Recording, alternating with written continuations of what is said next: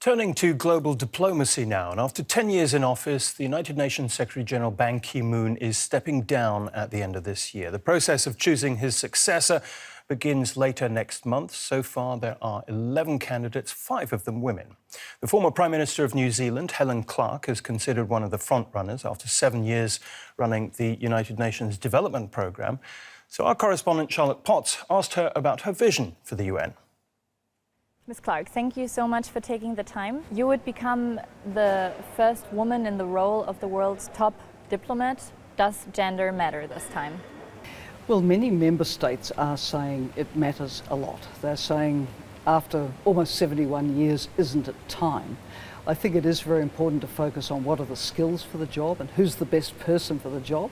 Obviously, I hope it will be me.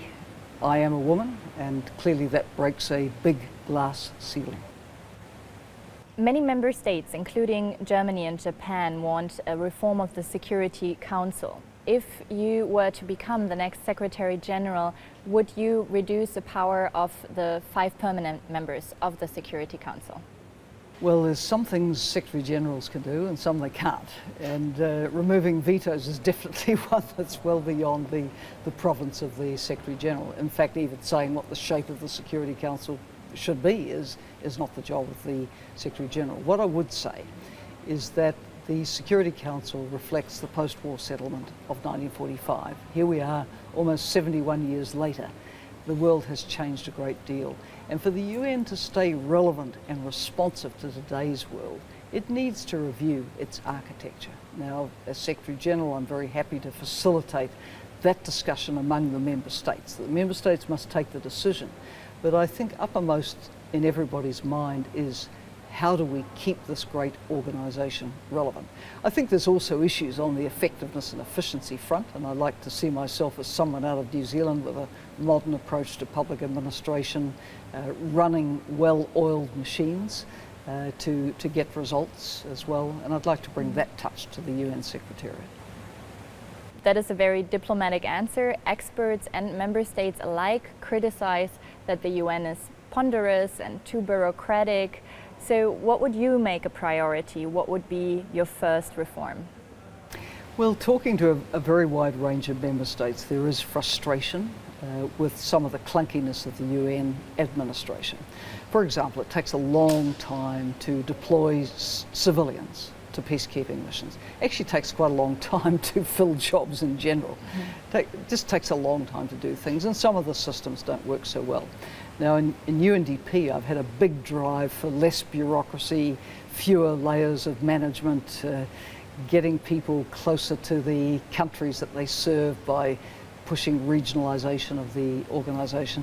I know at UNDP it can be done. You have to be pretty clear-sighted and firm to get it done. But I think the Secretariat is calling for some of that kind of prioritisation, a relook at how resources are allocated. You can't keep running back to member states for more money all the time. At some point they say, well, how are you spending the money you've got? And you have to have a good look at that. Looking at the process, at the election process, some worry that this will be decided again behind closed doors, even after this application process. How do you see your chances? How high are your chances? Well, I think it depends on what the member states are looking for in the end, and I refer particularly to the 15 on the Security Council, and of course the permanent 5 have a particular level of influence in this. If they are looking for the best person for the job in our troubled and challenging world, I believe they will look to a profile like mine. If the attitude is going to be, oh well, it's some region's turn so we only look there, then that's another matter. But I think what the UN needs is someone who can lift it to another level. What would be the worst thing that can happen? That the UN slips into irrelevance as a player in the world in which we live. If we didn't have the UN, we'd have to invent it. So can we please reinvent it now to make it more relevant and more effective? And that will require the leadership skills of someone like myself. Thank you so much, Ms. Clark. Good luck with your campaign. Thank you. DW's Charlotte Potts there interviewing Helen, the former Prime Minister of New Zealand. Now,